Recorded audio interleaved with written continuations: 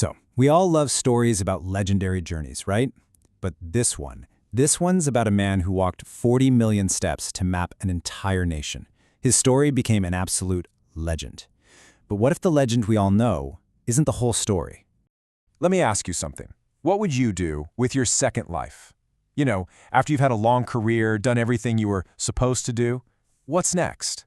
Do you just kick back and relax? Or do you start something completely new? Something that really, truly defines who you are? Well, this is Ino Tadataka. At age 50, he'd had a super successful career as a merchant and a sake brewer. He was set. He retired. But for Tadataka, retirement wasn't an ending. Oh no, it was the beginning of his real life's work. 40 million. Just let that number sink in for a second. What is that? Well, that's how many steps they estimate Tadataka took on his quest. It's such a staggering, almost unbelievable number that it actually earned him his nickname, the 40 million step man. So starting at age 55, he spends the rest of his life on the road. I mean, can you imagine? With just some pretty simple tools and an absolute iron will, he paced off the entire country, from the farthest northern islands down to the southern shores. And he created a map so accurate, it was the standard for almost 100 years. This is the legend, right? The story of the lone genius. But what was really driving him? Okay, so here's the thing. Tadataka's journey wasn't just some personal passion project. It was actually born from a serious national crisis, one that was brewing up on Japan's remote northern frontier. So, back in the late 18th century, the Tokugawa shogunate was getting, well, pretty anxious. You had Russian ships starting to appear up north, and on top of that, violent conflicts were breaking out with the indigenous Ainu people.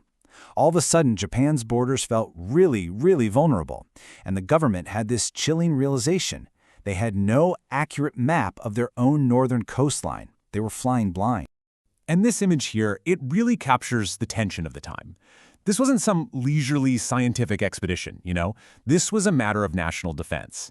And the man they sent to map this incredibly volatile frontier was Inō Tadataka. Okay, so this is where the simple legend starts to get a whole lot more interesting. We've got our hero, right? We've got this urgent mission, this monumental task. It's a great story. But what if I told you the story has another hidden protagonist? Yeah, it turns out someone else had already walked that exact same dangerous coastline. Someone else had surveyed that land before our legend Tadataka ever even set foot there. His name was Hotta Nisuke. He wasn't a famous retired merchant. He was a dutiful samurai official. And his story, well, tragically, it's been almost completely erased by Tadataka's. I mean, just look at this. They were born in the exact same year. Both of them were brilliant surveyors, but their fates couldn't be more different. One becomes this national hero, a legend. The other guy, even though he surveyed that critical northern territory first, he's almost completely forgotten. It's kind of wild, right? There's this one account that describes Hotta Nisuke with this really beautiful, kind of poignant metaphor. It compares him to the Hamanasu. That's the Japanese wild rose. And this really just illustrates the point perfectly. See, the Hamanasu isn't some big, flashy, ornate flower. It's this humble, hardy plant that grows on really harsh coastlines. But its real value, that's in the vitamin-rich fruit it produces. So just like the rose, Nisuke's work wasn't for show. It was essential, it was nourishing, and it was just quietly offered to the future. So now we see this isn't a story of one hero, but two. But wait, it gets even bigger. Because the truth is, it wasn't just about these two guys. Tadataka and Nisuke were both part of this vibrant, incredible scientific revolution that was sweeping across Japan at the time. Right. Neither of these men were working in a vacuum. Not at all.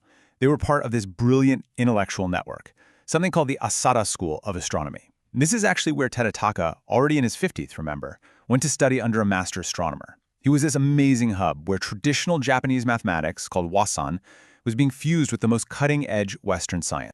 And this whole network was just filled with absolute geniuses. People like Ishiguro Nobuyoshi, another brilliant mathematician and surveyor from the very same era. In fact, get this, some historians argue that Ishiguro's math skills and his surveying methods were actually even more advanced than Tadataka's.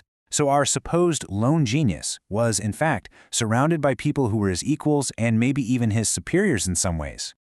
Okay, so let's circle back. If Hotta Nisuke was there first, and geniuses like Ishiguro Nobuyoshi were arguably his technical equals, then why? Why is Ino Tadataka the one we all remember?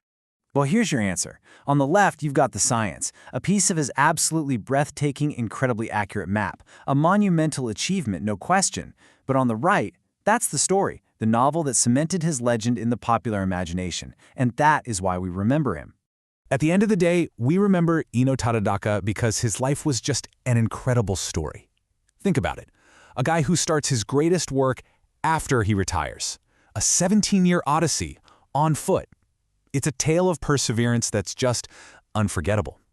You know, Hotta Nisuke was the quiet professional, but Ino Tadataka, he was the epic hero.